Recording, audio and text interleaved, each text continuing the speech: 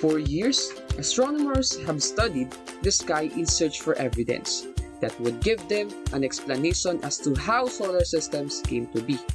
With every mind came a different theory, though only a few have succeeded in making an impact in the scientific world. In this video lesson, you are going to learn about theories on the origin of the solar system. The objective of this lesson is for you to explain the theories on the origin of the solar system. There are four main theories that accounts the creation of the solar system, which are somehow accepted by most scientists. However, these theories are still in debate and for further research. First of this is the nebular theory or hypothesis, pioneered by Marcus de Laplace, a French astronomer in 1976. This theory believes that the solar system was formed through a stellar cloud of dust and clouds called nebula. Nebula came from as leftover from a previous supernova. A supernova is the explosion of a star.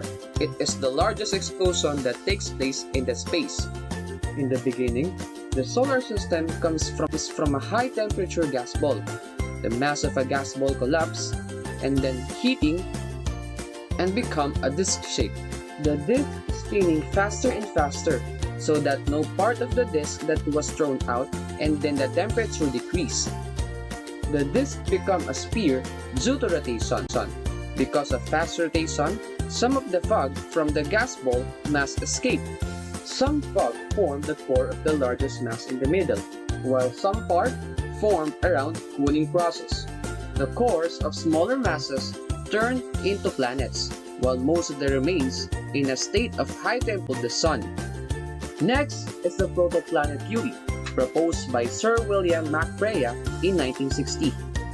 The protoplanet hypothesis suggests that a great cloud of gas and dust of at least 10 million kilometers in diameter rotated slowly in space about 5 million years ago.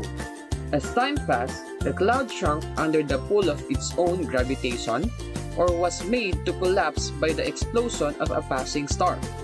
Most of the cloud's material gathered around its own center. Its shrinks made it rotate faster, like a spinning whirlpool. The compression of its material made its interior so hot that a powerful reaction, hydrogen fusion, began, and the core of the cloud blazed into a newborn sun.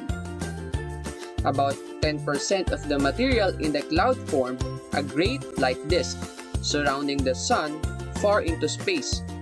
Friction within the disk caused most of its mass to collect in a number of huge whirlpools or eddies. These eddies shrunk into more compact masses called protoplanets, and later formed planets and moons. Some uncollected materials remain even today as comets, meteoroids, and asteroids. Another theory is the planetesimal theory, proposed by Viktor Safronov, a Russian astronomer during 1941. According to this theory, when a planetary system is forming, there is a protoplanetary disk with materials from the nebula from which the system came. This material is gradually pulled together by a gravity to form small chunks. These chunks get larger and larger until they form planetesimals. A planetesimal is a rock-type object formed in the early solar system from collision with other objects in the solar system. Many of the objects break apart when they collide, but some continue to grow.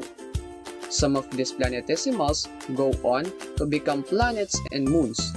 Other planetesimals turn into comets, Kuiper belt objects, and Trojan asteroids. And lastly, the divine creation theory, which believes that the universe, including solar system, was made by God out of nothing. Stated in Genesis 1:1, in the beginning, God created the heaven and earth. Although it was not exactly mentioned, the idea of heaven refers to the things in the outer space. On the other hand, the sun mentioned at least 160 times in the Bible, and moon 51 times, which gives support to this belief. There may be a lot of theories about the origin of the solar system, but always remember to respect each other's opinions and beliefs. It doesn't mean you don't agree to them, they are wrong. It's just a matter of acceptance and respect. I hope you learned new things today. Thanks for watching!